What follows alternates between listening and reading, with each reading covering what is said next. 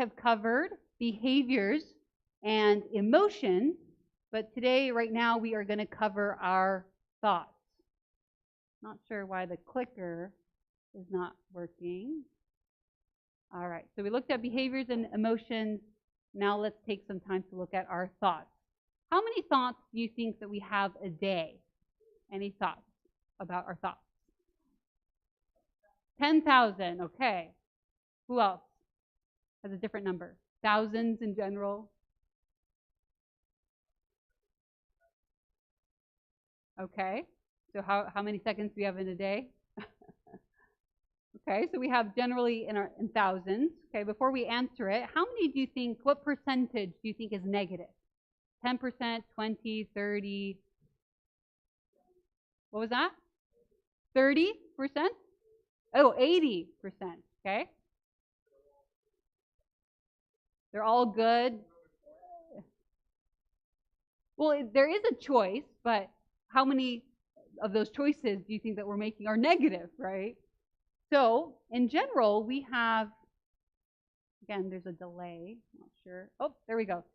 6,000 to 50,000, 60,000 is a better average thoughts per day. Some people more than others, some days more than others, but yes, in the thousands. We have thousands of thoughts every single day. 80% is negative, right? Which is extreme. Not 50%, not 60, 80%. The vast majority of our thoughts are negative. And this includes self-deception, where we deceive ourselves. When we say, you know, 1 cookie won't hurt, right? And it's 2 cookies and 3 cookies, right? Self-deception, yes.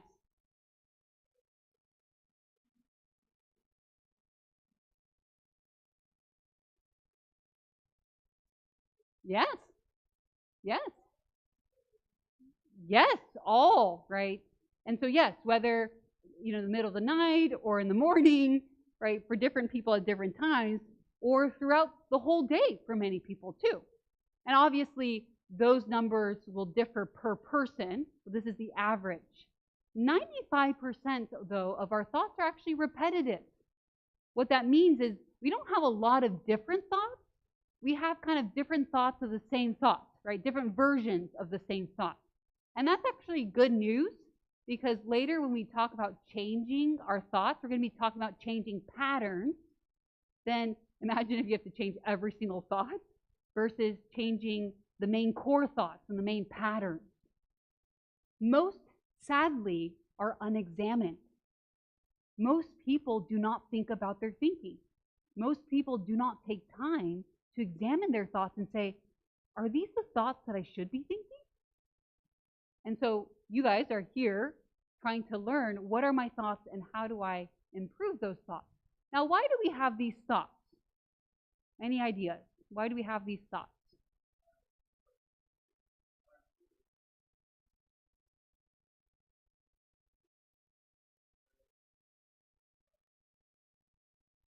Mm-hmm.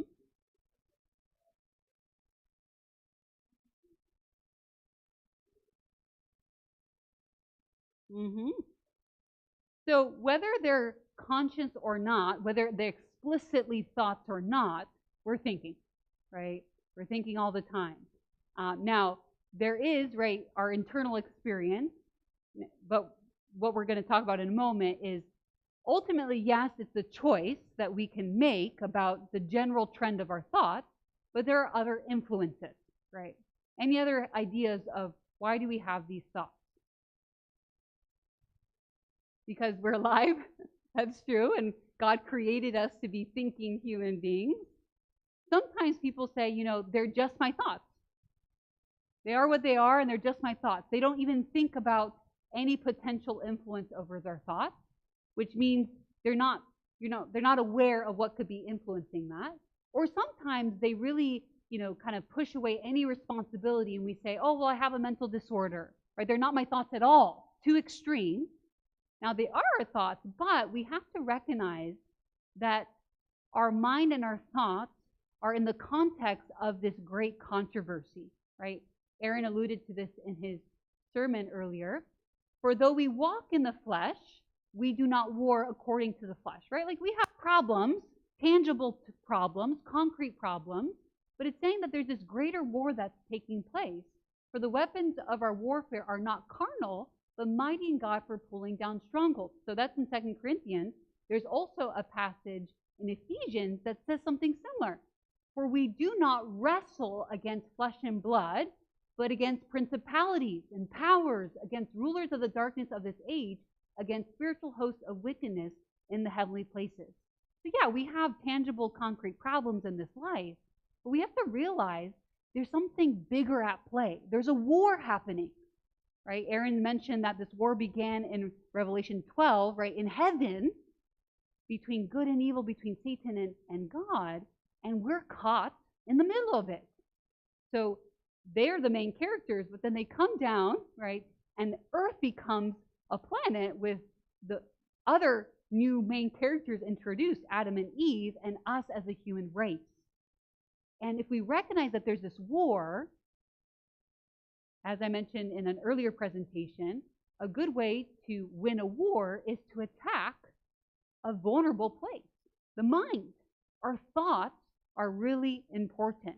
So there is a war over your mind. So it's not just, especially the negative thoughts and some of those really distorted thoughts, they're not just thoughts. It's not just a mental health disorder. It's not just something random happening. It's not a coincidence that the 80% of our thoughts are negative.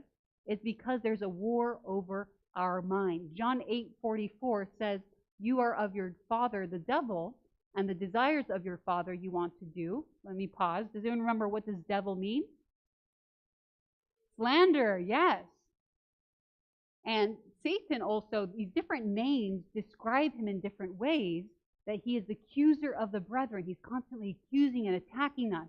He was also a murderer from the beginning and does not stand in the truth because there is no truth in him. When he speaks a lie, he speaks from his own resources. Why? He is a liar and the father of all lies. So if you're walking in your house and you stub your toe and you go, ugh, you're so stupid, that's a negative thought. Is it true that you are stupid for running into a piece of furniture? No. Some of you might fight that. You're like, I am stupid. No. That's nothing to do with intelligence. So, if it's not true, that makes it a lie. And according to this verse, where does that lie come from? Satan. We have to recognize that a big reason why we have negative thoughts, it's not just negative thoughts. It's not just a war that's happening in the flesh. We are caught in this battle of the great controversy where Satan is suggesting lies to us. And what I hope to communicate is the next time that you stub your toe and you say you're stupid, you stop for a moment and be like, whoa, I don't want to be believing the lies of the enemy because they're so subtle. But what happens over time? Every time you call yourself stupid, then you wonder why you have low self-esteem. Then you wonder, or maybe you say that to your child, oh, you're so stupid, in a moment of frustration. And then you wonder why your kid has issues later on in life. Not only is it coming from the enemy, but then we become the sources, either telling ourselves lies or other people lies. Yes.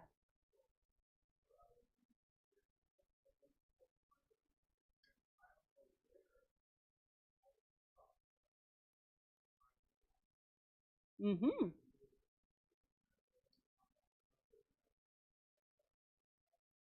Mm-hmm. Mm-hmm. Yeah, so it could come from the devil whispering it. It could come from maybe you were taught that in your childhood and it's an automatic reflex. We're going to talk about those patterns that we might default to because we also learn them. Ultimately, it's from the father of all lies, but it might have been trickled down through your parents, through people around you. If you surround yourself with people who are telling you you're not good enough, that might be the default of your thought. And you might say, whoa, I don't believe that. But also, we do have to take a moment enough to pause and say, do I really believe it? Because sometimes in the heart of hearts of ourselves, we really do. So we have to examine these thoughts. Going back to the garden, this is a quote, just anonymous, so we don't know the author. In the Garden of Eden, after Adam and Eve ate the fruits, the first question God asked them is, "Where are you?" They respond, "We're hiding because we're naked and ashamed." God then asks them, "Who told you that?" We can ask the same question when confronted by intrusive thoughts or worldly doctrine. If what we're hearing doesn't align with the character and word of God, it's probably a lie from the enemy. And whether it comes directly from him or indirectly through family, through friends, through teachers, just negative sources, we can ask ourselves, put a little pause and space between us and our thoughts and be like, hey, that's not me. Who told me that? So we know the devil is a liar, father of all lies, murderer, slander, accuser, destroyer. And also, just let me pause for a second and recognize, yes, it's important to look at the lies we tell ourselves, but also how we are telling lies to others. When we attack others and blame others in ways that we might be acting like the devil as well, whether like gossip, as Aaron had mentioned, or through other ways. So what is the devil's agenda? Romans 12:2 says, "Do not be conformed to this world, but be transformed by the renewing of your mind." But notice here, that's often what we quote, "so that you may prove what the will of God is, that which is good and acceptable and perfect." So, why does Satan attack us? He knows, according to this verse, that we won't be transformed. If he gets us to have negative lies and negative thoughts, we won't be renewed in our minds and transformed to be a new person. But also, with the "so that," we won't know and do God's will. He knows that the thoughts are important in the will that we follow. Watch over your heart with all diligence, for from it flows the springs of life. I like different versions of this, where it says, "Carefully guard your thoughts. Be careful how you think, for it determines the course of your life, for it is the source of life. Your life is shaped by your thoughts." That's a powerful verse. That verse is telling us we need to take more time in looking at our thoughts and making sure that our thoughts are good. So Satan knows that either we won't be transformed, that we won't do God's will, that our whole entire lives are shaped by our thoughts. Everything in your life, including your character and your salvation. There's a popular quote. Actually, let me skip this for a moment. This quote, which is kind of plagiarizing the Bible, but watch your thoughts, they become words. Watch your words, they become actions. Watch your actions, they become habits. Watch your habits, they become character. Watch your character, it becomes your destiny. So notice the progression. Your thoughts all the way down to your destiny. But many times, because our thoughts, what we just see, we don't see the immediate consequences. We might just see that they become words. And we're like, okay, that's not too bad. But notice the progression. This is what the Bible is saying, to carefully guard your mind, right, with all diligence. Not some, not moderate amounts, all diligence, because it impacts our character. Proverbs 23 says it very simply. As a man thinks, so is he. We are our thoughts, right? Now, you have negative thoughts, like, but they're not my thoughts. There's a pause that we can have in having better choices with our thoughts as well. So, in summary, Satan knows that we won't be transformed, that we won't do God's will, and that everything in our life is determined by our thoughts. So are thoughts important? Yes. So what lies does Satan tell us? In mental health and CBT, we have 10 main distortions. And we're going to go through them. They're called cognitive distortions. Now, what does it mean for something to be distorted? If I were to say a picture is distorted or a painting is distorted, what does that mean? It's not clear, okay. What else? Someone over here said something.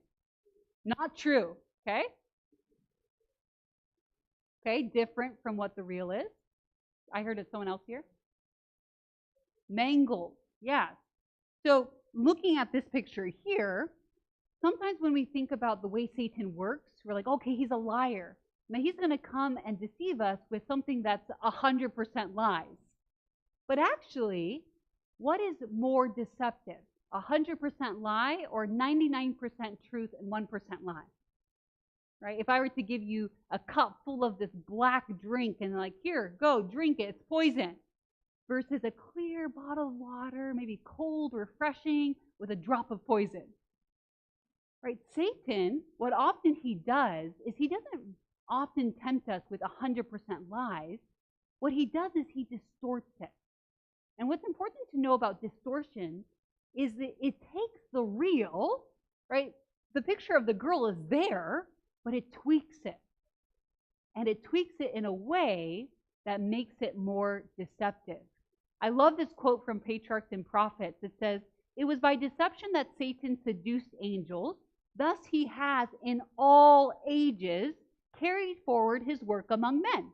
And he will continue this policy to the last. Should he openly profess to be warring against God and his law, men would be aware. But he disguises himself and mixes truth with error. The most dangerous falsehoods are those that are mingled with truth." Is that true? Yes. It is thus that errors are received that captivate and ruin the soul. By this means, Satan carries the world with him. So his strategy is to mingle truth with falsehood. And so we have to be careful as we look at these different distortions. Why do we think distorted thoughts? Many times it's our upbringing, things that we learn, society, and so forth. But let's take a look at these 10 main patterns. The first one is what we call all or nothing thinking. This is when you look at things in absolute black and white categories. I'm going to mention some of these distortions, and if you can think of an example, feel free to raise your hand and share the example, but I'll start with some examples. All or nothing thinking is very related to perfectionism. Either I have to do something perfectly, or I'm not going to do it at all. Or maybe you do something, and it's not perfect, and you're like, oh, that's a bust, or oh, I failed, versus maybe it was a partial success. But we look at things in black and white categories. This happens a lot with dieting, where you're like, okay, no sugar. And then you're like, oh, potluck today, there's this yummy cookie. And you eat one, and because it's black and white, you're like, oh, well, what's the point of continuing my diet? And so you eat 5 cookies or 10 cookies. There's research that shows that often people end up eating more on diets than when they're not, because of this all or nothing thinking pattern. Can anyone think of an example of all or nothing, black and white thinking? Either all people are good or all people are bad. Perfectionism and control. Okay, no examples. Number 2, overgeneralization. This is when you view a negative event as a never-ending pattern of defeat. So if one thing bad happens, you overgeneralize to something bigger. This happens a lot when we ask, how was your week? Oh, it was a rough week. Was it really the entire week that was rough? Most likely, it probably wasn't even 5% of your week. But we take that negative 5% and we overgeneralize the entire week. We do this with our days. How was your day? Oh, it was rough. It wasn't the whole day, but we overgeneralize. Satan knows that if we overgeneralize, we just made the problem bigger than what it was. Another great example of this happens with dating. Maybe you have some negative experiences in dating and you're like, all men are untrustworthy. Now, are all men untrustworthy? No. Now, are some men untrustworthy? Yes. But we take a few negative experiences and we overgeneralize to something bigger. We did this with 9/11. With 9/11, we started to say all Muslims are terrorists. We wanted to self-protect, similar to the all men are untrustworthy. But what we do is we make the problem bigger than what it is. We overgeneralize. Always, yes, that's a great example. Always, even the other way, never. This happens with couples. They're like, you never wash the dishes. It may be true, but oftentimes this starts an argument. Why? Because, and by the way, he washes the dishes probably more than I do, so that's not a thing with us. What happens often is the person responds with the few times they know they washed. And so you start arguing over the facts. You want to limit your conflict? Be truthful. You might say, you rarely wash the dishes. Now, if they really never do. But most times what we do is we use these words to try to make the problem bigger than what it actually is. You always, you never, right? People groups are like this, and we make it bigger than what it is. Any examples anyone wants to share? Okay, you're warming up. It's okay. This one's very, very popular. Mental filter. This is when you filter out, in a situation, there may be positive and negative. And you filter out the positive and you dwell on the negative.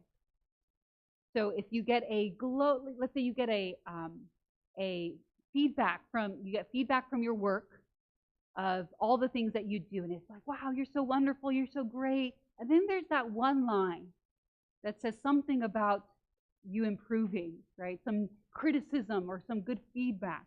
What do you typically focus on?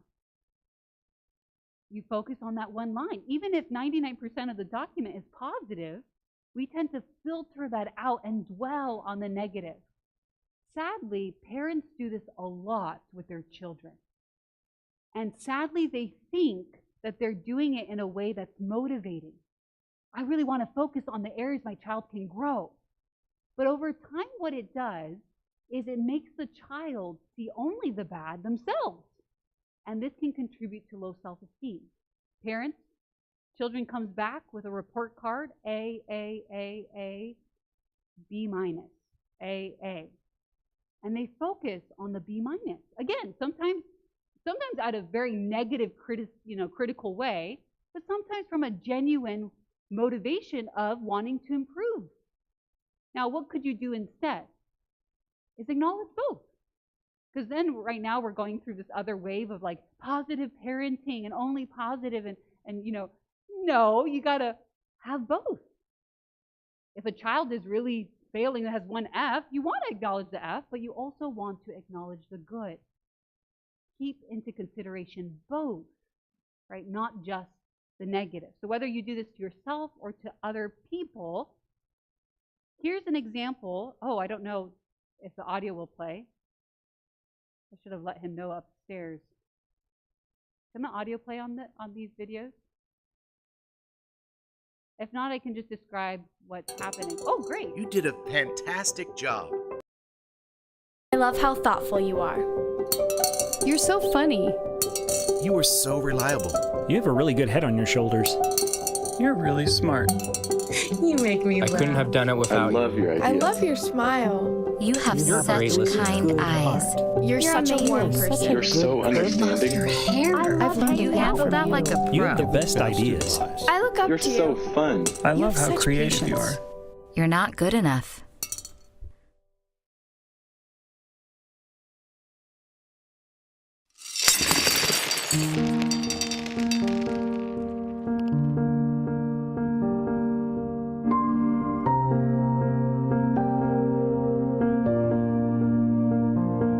In general, yes, it's her fault that she focuses on that one, but also it's a good lesson to think about the impact of our words, because we can hear, thousands of positive comments, but the one really stings.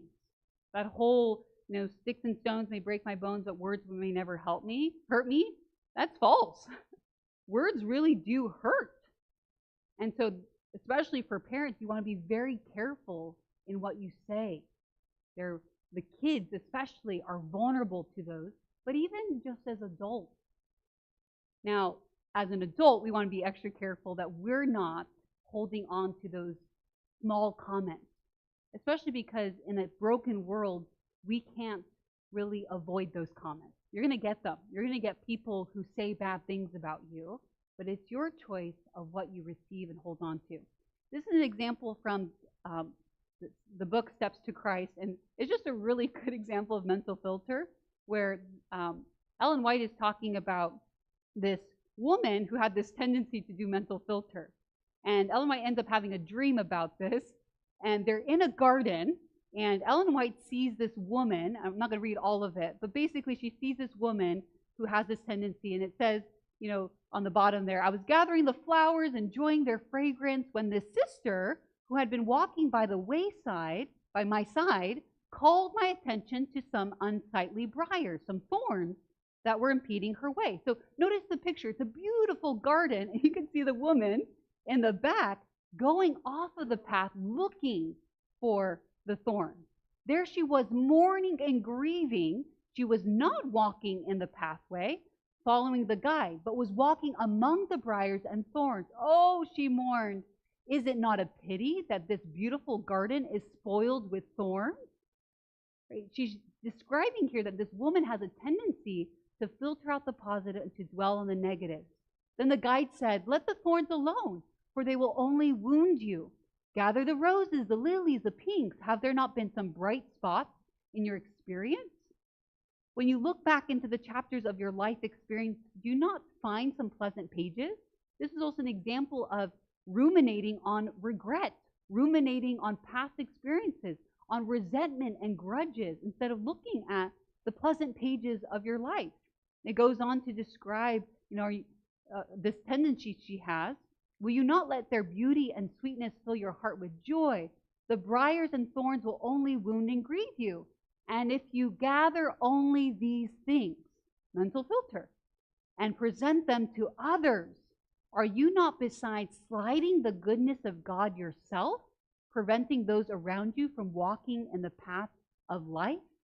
It's not wise to gather together all the unpleasant recollections of a past life, its iniquities and disappointments, to talk over them and mourn over them until we are overwhelmed with discouragement. A discouraged soul is filled with darkness, shutting out the light of God from his own soul and casting a shadow upon the pathway of others. And you've probably known people, right, that do this. We call them pessimists. But you have to reflect, do I do this? Do I tend to, in a beautiful garden, look for the thorns? Is this a default that I have? Abraham Lincoln said, we can be miserable that rose bushes have thorns, or rejoice that the thorns are covered with roses. Perspective. It's a choice that we have. And remember, these are patterns. Do I have a pattern of dwelling on the negative and omitting the positive? Now, this fourth one is similar to mental filter, but mental filter has both positive and negative, but you filter out the positive. Discounting the positives is when there's only positive in a situation and still you choose to dismiss it. You might insist that your accomplishments, your positive qualities, or general positive circumstances don't count. If you struggle, for example, with accepting compliments, this is probably a pattern that you have. You discount the positive. Oh, you did such a great job with special music today. It's like, oh, that was nothing. Or, oh, I just had to throw that together because it was last minute. Just a tendency to not accept good things. Sometimes within Christian communities, we're so afraid of pride that we think that this is a good sense of humility. But then you wonder why we struggle with low self-worth as God's people. We need to acknowledge the good. Or sometimes we just say, oh, and there's truth to this, praise the Lord. But sometimes we don't want to acknowledge ourselves and accept the good. We need to find a balance. Yes, it's God who gives every good and perfect gift, but we also need to acknowledge that we collaborate with Him. Acknowledge the good and the positive. This next one is one of the most common ones that I see, and it comes in two parts. Jumping to conclusions. There's fortune telling and mind reading. I saw this funny clip.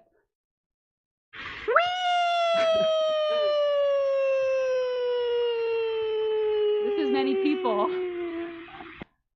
when we, therapist says don't jump to conclusions, and we jump very far in making a lot of assumptions. So very common, reflect on, is this you? So first one, mind reading. This is when you assume, most times negatively, that you know what another person is thinking. Or I just know they're mad at me. Or I just know, let's say you're walking past one, you say hello, or they say hello, or yes, you say hello, and they walk past you. They don't look at you, they don't smile at you, they don't acknowledge you. What's your first thought? If it's, they must be mad at me, or what did I do? You're engaging in mind reading. Because what are other possible conclusions? They didn't hear you? What else?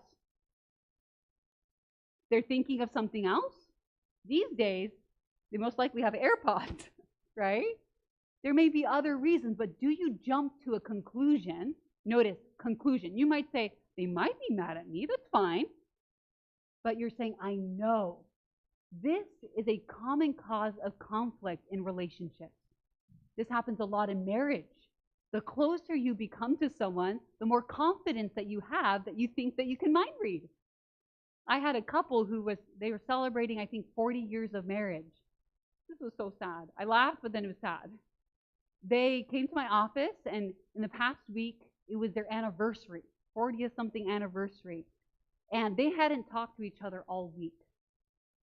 And what happened was, the wife was unusually quiet. And the husband did mind reading and thought, oh, she's quiet. Oh, when she's quiet, I did something wrong. So you jump to the conclusion, she's mad at me. And then he started acting weird. And then she jumped to the conclusion that something was going on with him. And both of them were like, we're going to wait till therapy to talk about it. What actually ended up happening was she was quiet because she was overly stressed at work. And she didn't want to burden him during their anniversary week with her stress. And I remember them saying, like, oh, I was so confident, right? He's like, well, 9 out of 10 times when she gives me the silent treatment, it's because she's mad at me. Well, 9 out of the 10, 10 out of the 10, it doesn't matter. Do you know really what another person is thinking? I don't know about you, but I'm pretty sure no one here has a superpower of reading minds. When we do it, no matter how well you know the person, you never know. Aaron shared earlier that Satan did this, right? He's like, God knows. We don't know. And often we jump to conclusions, or sometimes we speak on behalf of others. And that's not right. This also not only can lead to miscommunication, but sometimes because we're so confident, it just gets in the way of any communication. What's the point of talking to the person and clarifying if I know? Now, partially we do this because it saves us some time, right? We don't want to have to ask a person for everything, like, how do you feel about me right now? And how about now? And how about now? But the main caution with this is not jumping to any conclusion. If you think your spouse is acting a little differently, ask them. Now, I encourage you, don't say, are you mad at me? Say, I noticed that you're quiet. What's going on? Right? Very open-ended. This happens a lot in churches as well. There's a lot of assumptions that are made. Oh, this person stepped down from this position. Oh, I know that it was because of this and this that's happening in their lives. But you don't know. And go and talk with a person. Satan uses this a lot to cause conflict in relationships. The second one is fortune telling. This is when you negatively predict something is about to happen and you consider it as a fact. This is very much linked to anxiety. So this is where you're like, oh, I know that I'm going to fail the exam. Oh, I just know it. Or, oh, if I go to the doctor's office, the last time the doctor talked to me, I'm pretty sure that bad news is coming. I have some clients that don't go to the doctor's office because they know it's cancer. They know. Now, if it is or it isn't, they don't know for sure. And sometimes, too, this can end up being a self-fulfilling prophecy. If I know that I'm going to fail the exam, what often happens? I don't study. And if I don't study, I can increase the probability of me failing. Or many times this comes in the form of what ifs. What if this happens? And what if this happens? And what if this happens? And many times those things are possible, but can you predict the future? Can you control the future? The Bible says, do not worry about tomorrow. Why? You can't control it, right? And plus it says each day has enough trouble of its own, right? Which is true. So what we do is we borrow the worries of tomorrow that may or may not even happen, and we put it on today. And what happens is they actually say 85% of things we worry about never happen. 85%. So when we do fortune telling, all we're doing is creating more stress and anxiety than what's actually necessary. Now you could say, if there's something I can do today that directly impacts tomorrow, then do that. But don't buy into this fortune telling because it makes you think that you're helping your future. You're actually just causing yourself more stress. This next one is magnification, also known as catastrophizing. This one is also very common. This is when we blow things out of proportion. We make a mountain out of a molehill. So an example of this, going back to the studying, I had a 15-year-old client a long time ago, but it was just an example that I can't forget. She was like, I'm so anxious. I'm going to fail my exam. And if I fail my exam, I'm going to fail out of high school. And if I fail out of high school, then I'm not going to get a job. If I don't get a job, then I'm not going to be able to, afford anything. And then I'll be living in my car. Then I can't pay for my car. Then I'll be living in a box. And I'll be homeless living in a box. And someone's going to come and steal my box. I was like, whoa, that just escalated really quickly. Now, adolescents, they tend to have this kind of thinking more because their frontal lobe is still developing and they're highly emotional. But that's a form of magnification. Now, is it possible that she could fail her exam? Yeah, that's the molehill. But she just made it a mountain. I mean, Mount Everest, really. And Satan knows that he can overwhelm us. Instead of just dealing with the situation, we're overwhelmed. Parents do this a lot with their kids and their future. Oh no, my child is exhibiting X behavior. Oh no, they're going to end up being a problematic child. And if they do this, and right, it starts growing and growing and growing. Instead, don't ignore it. Just focus on the current situation. What is showing now?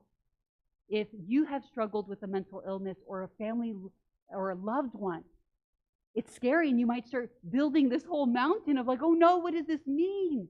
You need to focus just on the situation at hand because Satan wants to overwhelm us. Now, another flip to this, notice this is 6a, 6b. Oh, let me show you this. This is what we do with magnification. We are this big elephant. God has made us to be extremely resilient people. But when we magnify our problems, we act as if the reverse is true. That we are the mouse and our problems are the elephant. If you just take a moment and think about the history of humanity and how much humanity has gone through. Think about your own life and how much you've already gone through. You are, and we are, extremely resilient. We are not to be afraid and magnify our problems. And on top of that, already being resilient, what we do here is we actually make God the mouse and the elephant our problem. If we really take a moment to just sit with how powerful and how caring God is, when we magnify our problems and minimize God, of course we're overwhelmed. Of course we're anxious. Of course, and you might say, Katie, well, this is a big thing. Yes, no matter how big it is, your problems can never be bigger than your God. God is always bigger. And so what we do on the flip side is we might even shrink things out of proportion. This is where sometimes people are going through really terrible things and you go, how are you doing? I'm fine. I'm fine. Like, so you don't want to make things bigger than they are, but you also don't want to make things smaller than they are. Why would that be problematic? To make something smaller than it is?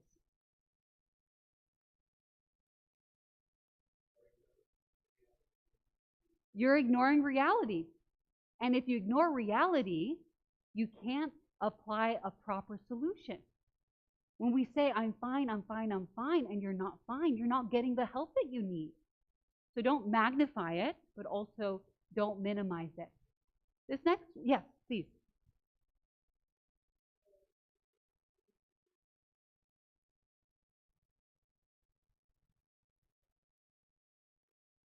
Yes. Yes, great. I love how you're connecting the two presentations. I don't know if you all were able to hear her, but she said, she was asking if minimization is an example of ice, right? Where we ignore, conceal, and then explode, which is true. Because if you think about it, if you minimize and you're not dealing with it as it needs to be dealt with, it might grow to a point where then explodes, and then you're dealing with a bigger problem. God wants us to be truthful about what we are experiencing and dealing with them. Yeah, good. So emotional reasoning. So we talked about how emotions are good and they're signals, but this is a distortion because we allow the emotions and gut feelings to be facts and to guide us. This is where I said, not for them to be dictators. This is happening in our world today in a crazy way. I feel this way, therefore I am. They're using their feelings as a complete guide, which is actually not really feelings, it's still thoughts, actually. But we do this in smaller ways. I don't feel like doing it, so I'm not going to do it. But if it's right to do, if it's good to do, then it's good to do it. Or I feel suspicious. He's up to something. Do you really know that? Do you have facts for that feeling? If you have facts, that's different. That's not a feeling. That's feelings based off of facts. We always need to check the feelings according to the facts. Or I feel guilty. This happens a lot with past trauma. It's really sad that many times people who have experienced trauma, they end up often blaming themselves. Oh, it was my fault. I didn't fight off my perpetrator. It was because of what I was wearing. These different things where they feel guilty and they say, therefore I am at fault. And that's not true. Because many times the perpetrator makes the victim feel as if it's their fault. You have to look at the facts. Is it really true that I'm to blame? If you are, you need to acknowledge it. But if you're not, you don't need to engage in this emotional reasoning. Another example is, I feel anxious, therefore it's dangerous, right? But we talked about that smoke alarm might be needing calibration. So you need to check your feelings with the facts. This next one is really interesting. I get a lot of pushback for this one, so let me explain it fully before maybe you think to push back on it. Should statements is when you criticize yourself, and I'll give you some examples of this, and or others with shoulds or shouldn't. Must, have tos are also similar culprits. So shoulds for ourselves, examples of this is, I should exercise, I should eat well, I should go to church, I should read my Bible. So often the pushback is like, whoa, Katie, aren't those things we should do? The problem here is shoulds create overwhelming pressure. I should do this, and I should. And oftentimes, over time, if we continue with this thinking pattern, we get so overwhelmed, we go back to the all or nothing, we do nothing at all. I stop exercising, I stop eating well. And also, what happens is it's an external pressure instead of an internal desire. We start, as parents, teaching our kids, you should. And that's right, because they don't have their own individual internal will. They need to learn. You should do this, you shouldn't do this. But what we do is we continue afterwards, and we do it as adults. But what happens at some point is we're not developing our individual will. So let me give you an example. Instead of saying, I should exercise, what's different between I should and I want to? It's good for me. And actually, if you look at success rates, someone who says I should exercise on January 1 is not going to maintain a habit compared to someone, because that's an external pressure, instead of a person who says, I want to. So we need to change our thinking and accept more responsibility for our choices. Instead of walking around, I should do this, I should, kind of related to the sermon where we do this in our spiritual walk. I should go to church, I should read the Bible. What's different about I should go to church and I want to go to church? I should read my Bible and I want to read my Bible. If there are any parents here of teenagers, I highly encourage you to start shifting your shoulds to encouraging them to adopt for themselves the choice of I can. I can read my Bible. I can choose not to. But as long as you continue to force them, they're going to view it as a pressure and eventually rebel or push back. They need to learn to develop the internal will instead of constantly having an external pressure. Now, going to shoulds for others. We use shoulds to judge and criticize others. You should wear this. You shouldn't wear that. You should do this. You shouldn't. This is a big contributing factor to road rage. What's the should statements in road rage? You should learn to drive. Is that what I heard? Yes, which includes you should use your blinker and you shouldn't be in the fast lane and you should. Should statements cause a lot of frustration and anger towards one another. Oh, you should be doing a better job in your role in the church. We don't realize that we, in our should statements towards others, are putting ourselves in this place of judgment. We are doing what Satan did, that he said, I want to be in the place of God, in his throne. We're doing that for others. Now, you might say, look at how they drive. Well, we can change it to, I would like them to put their blinker. I would like them, but who am I to say how life should be? That's not my place, that's God's place. And that helps us to stay at the same level as humans. Because yes, there would be good things for people to do, but what does that have to do with me? All it does is it places and keeps me in a place of anger and really deflection of the things that I need to do in my own life. I would encourage you, if you struggle with judgment and criticism and negativity of others, maybe you say, oh, I'm not judgmental, but you're constantly negative with people. I'd encourage you to eliminate should. You can say, it would be nice if they did it. I would like them to, but that's between them and God, right? Or them and the law, or whatever the actual, enforcement is that's not in your life, in your hands. So 2 more. Labeling. This is when you create a negative image and identity of yourself or others based on behaviors. So I am stupid. I am a loser. Or you are a jerk. That's part of road rage, right? Like, oh, they're a jerk. Look what they did. But how can we judge or put a label based off of behaviors? What we're saying is that person, or I am, all of that label. Now, it may be a stupid thing that I did, but that doesn't make me stupid. It may be a failure, but it doesn't make me a failure. This one sometimes seems like it's semantics. People are like, really, Katie, you're trying to make me change, like just, I'm a failure to this, I failed. But our words, not only does our brain create words, but our brain also listens to words. And so if I'm saying I'm a failure when I did something wrong, then over time my brain starts to adopt that as an identity. So we need to change our language. I encourage us also as parents to refrain from you are statements, even in a positive way. Oh, you are such a good girl after they do something well. Why is that dangerous? How is that dangerous? You are a good girl, even a positive way, when they do something good. Any ideas? Say it louder. Identity in your behavior. The child starts to learn, ooh, if I do good things, mommy or daddy will love me more because I am only worth what I do. So whether positive or negative, and later, if it's added on, a negative comment, such a bad boy, such a bad girl, they start to learn, oh, also in the negative way. Or if you do that to yourself in front of your kids, we want to separate what we do from who we are.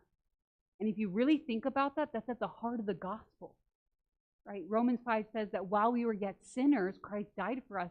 While we're doing everything wrong, there's a separation of our identity, and saying, God says, I will do things for you, and you're going to be judged based off of what I do, not you. Your identity is separate from what you do. So removing labels from ourselves and from others. Young people, this happens a lot in school, a lot of name calling. It's terrible. Just stop.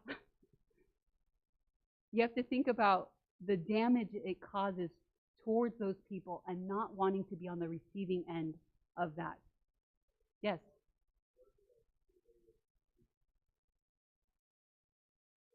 Yes. Good question. What's a way of praising the child for what they did? Well, the answer is in your question. Praising, acknowledging what they did, right? And separating it. So you might say, you did a really good job, period. Nothing to do with who they are. But also, just in general, when they don't do something well, demonstrate that you still love them. You see this in the story of the prodigal son, right? He did a lot of terrible things. He comes back, and the father doesn't say, wait a minute, let me correct you with all the bad things that you did. I accept you not because of what you've done, but because of who I am, right? So you can acknowledge the good, you can also acknowledge the bad, but it has nothing to do with your love and acceptance of the child. Good question. Last one has a part A and B, personalization. You conclude that every negative event that happens is your fault. This is the tendency people have to blame themselves. Oh, my child is not successful, it's my fault. Mothers do this one a lot. They personalize. Everything is mom's fault. Or let's say I mentioned earlier with the trauma, if trauma happens and it's my fault. Or, just something happens in your job. It's like, oh, the boss is going to be mad at me. You have a tendency to think I'm the one at fault. This is often linked to low self-esteem. The opposite is blaming when you conclude that everything that happens is someone else's fault. Oh, sometimes the opposite with kids is, oh, it's all mom and dad's fault. When it's like you're 40 years old and you could make different life choices and what? It's still your mom's and dad's fault? Basically, these two distortions are trying to communicate. You want to be truthful. If it's your fault, acknowledge it. But if it's not your fault, do not acknowledge it. And then the opposite is true as well. We're going to do a kind of quiz. Let me skip this. We're going to do a quiz, and then after the quiz, we'll take a break. So the quiz is name that distortion. You're not being, graded or anything. So we're going to go through some Bible stories just so that you can see that this is not a new thing. And the Bible, what I love about it, it's very honest and real. And so we're going to read through some Bible examples and try to call out, wait till I'm done reading it, but then call out which distortion or distortions are present. So Eve, going back to Genesis chapter 3, and I'm not going to read all this because there's a lot in the sermon. You shall not eat of every tree of the garden. Then the serpent said to the woman, you will not surely die, for God knows that in the day you eat of it, your eyes will be open, and you'll be like God, knowing good and evil. I referenced this earlier. Which one is this? So God knows that in the day you eat of it. God knows. Which one is this? Mind reading, yes. Right, mind reading. Okay, Eve. Let me skip this one. Let's go to this one. Adam and Eve, he said, who told you that you were naked? We read this earlier too. Then the man said, the woman whom you gave to me, to be with me, she gave me of the tree and I ate. And then he asked the woman, and the woman says, the serpent deceived me and I ate. Blaming, right? Instead of acknowledging their fault, the role that they had played, they blamed. And notice there again, they're ultimately blaming God, right? So they were engaging in this distortion, blaming. Okay, Abraham and Sarah. This is a story found in Genesis 12, also Genesis 20, where Abram and Sarai, they're going into Egypt, and he was scared. He's like, she's very beautiful, right? And they're going to think if they know that she's, my wife, then they can kill me. So he says, I know what a beautiful woman you are. When the Egyptians see you, they will say, this is his wife. Then they will kill me, but will let you live. Say you are my sister, so that I will be treated well for your sake, and my life will be spared because of you. And then later, Pharaoh basically asked him, what have you done to me? Why did you lie to me? Which distortions do we see here? Yes, fortune telling. He's predicting the future, right? There's also a bit of mind reading. They will say, right? He's trying to get into their mind. What are they going to think? There's no distortion of catastrophizing, because back then they could have actually killed him. But we see mind reading and jumping to conclusions, which we see the negative impact of distortions. It led him to lie and really rob God of his glory, because he didn't trust that God could protect him even if this happened. Jacob and Esau. This is when Esau came back from hunting in the open country. He was hungry. He said to Jacob, quick, let me have some of that red stew. I'm famished. Jacob replied, first, sell me your birthright. Very cunning.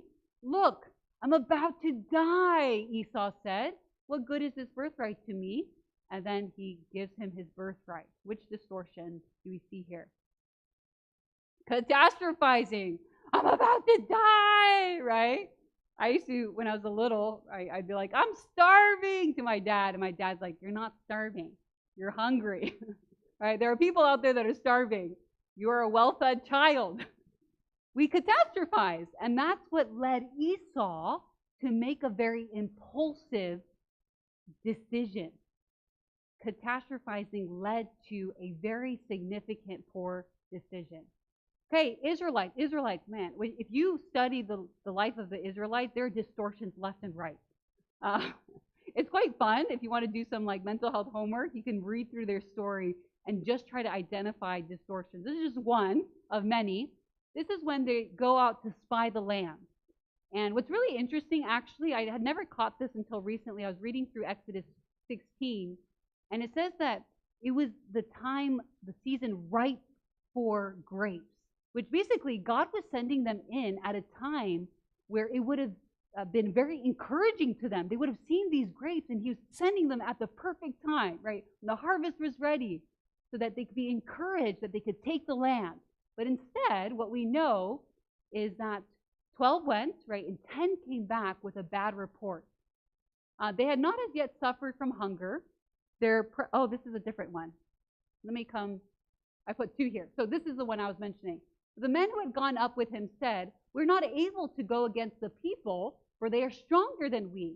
And they gave the children of Israel a bad report of the land, which they had spied out, saying, the land through which we have gone as spies is a land that devours its inhabitants. And all the people whom we saw in it are men of great stature. There we saw the giants, and we were like grasshoppers in our own sight, and so we were in their sight. Which distortions are here? Magnification, right? The devours its inhabitants, as well as minimization, right? So you can think about, instead of the elephant and the mouse, right, a giant and grasshoppers. They minimize themselves, but most importantly, they minimize God. They completely forgot about all the things that God had done. And what's actually interesting is the nations around them were well aware of what God had done, and they were afraid of God. But the Israelites themselves forgot how big God is. Okay, let's go to their other example here. This is when they were mourning and complaining about being hungry right before the manna.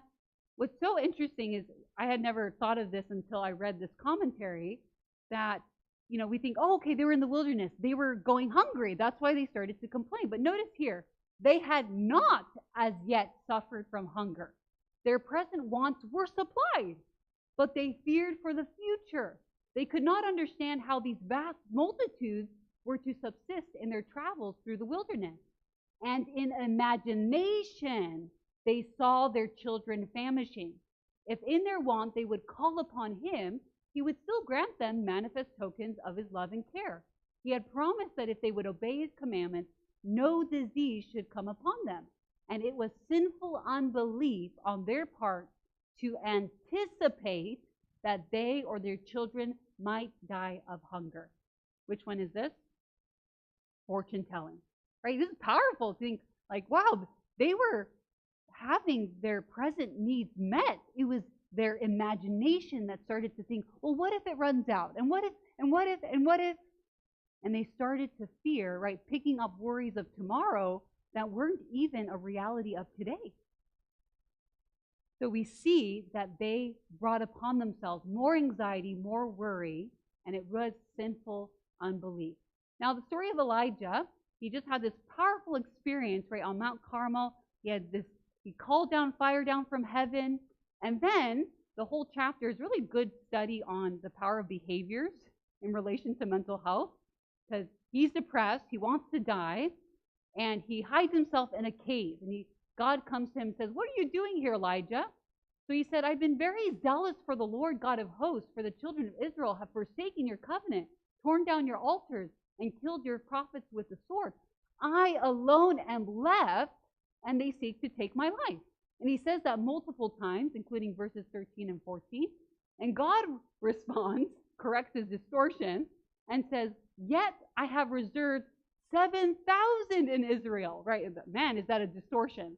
He's saying, I'm alone left when there was actually 7,000 faithful left. Which distortion is this?